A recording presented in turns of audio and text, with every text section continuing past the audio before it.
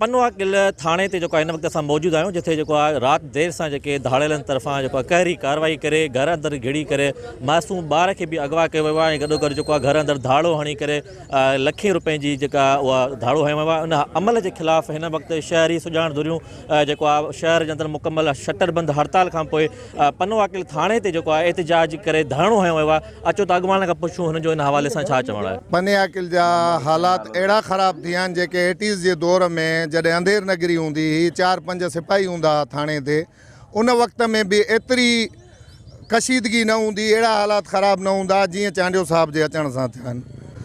रोज़ाने की बुनियाद ते 10 खां 12 ॾोह थियनि था पर SHO खे परवाह कोन्हे ऐं जेको फरियादी अचे थो उन्हनि खे कंहिं न कंहिं किलू सां उन्हनि खे पाण खे जेके फरियादी अचनि था उन्हनि खे ॾोही करार ॾिए थो त तव्हां इन में मुलविस आहियो। एतिरी वॾी वारदात थी आहे पनवा किल में जेकी कॾहिं न थी आहे त फुर बि करे वञनि ऐं 6 सालनि जो ॿार हिकिड़ो मासूम ॿार अगवा कयो वञे।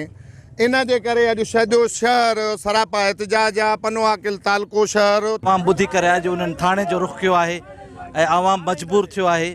आवाम हिन शदीद गर्मी में पंहिंजे घरनि खे पंहिंजे आराम खे पंहिंजो कारोबार खे बंदि करे उन नुक़सान के बर्दाश्त करे हू चवन था सिर्फ़ ऐं सिर्फ़ पनवा किल जे आवाम के अमुन खपे।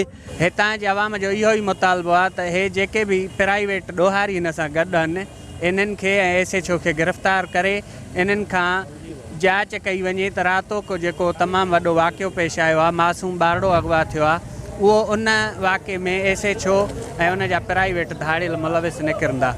सखर ज़िले में ख़ासि करे पनवा किल तालके में पुलिसिंग रही कोन्हे। शहर में धाड़ो लगे तो फुर थिए थी मोटरसाइकिलूं फुरजनि थियूं गाड़ियूं चोरी थियनि थियूं पर हिननि जे कन ते जूं नथी चुरे। छा पुलिस जी ज़िम्मेदारी इहा बची आहे त जेकॾहिं ॾोह थिए वारदात थिए त हू जेको आहे धरणनि खे रोकराइण जे लाइ मैदान ते अचनि ऐं आवाम खे मिनथा करनि। अमन अमान जी सूरत हाल इंतिहाई ख़राब थी चुकी है। रात मासूम अगवा थियो आहे। ये जुल्म ऐं बर्बरियत जी हिकिड़ी इंतिहाई हद है।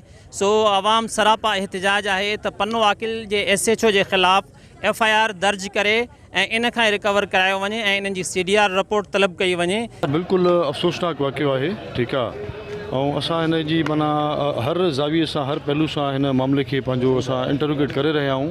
हाँ इन में घणी शयूं ॾिसबियूं कि आया कि इहा को टारगेटेड कार्रवाई है या पंहिंजो या ॿियो कुछ न में है। ठीक है न कि हर शइ छॾे करे हिन घर में ही घिरिया आया कि हिननि जो टारगेट फुरलुट हुयो या ॿार अगवा करणो हो।